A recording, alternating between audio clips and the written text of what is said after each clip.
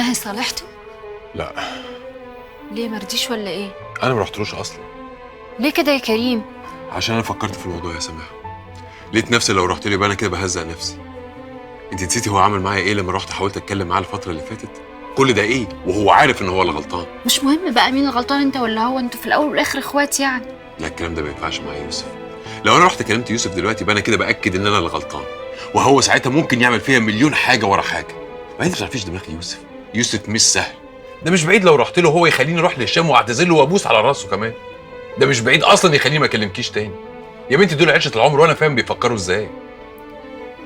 بس يا كريم انت لو ما صلحتوش احنا هنضطر نقطع مع بعض. نقطع مع بعض؟ ويا ترى ده بقى ده كلامك ولا كلام هند؟ لا ده كلام هند. وهند بالنسبه لك ايه يا سماح؟ صاحبتك ولا ولية امرك؟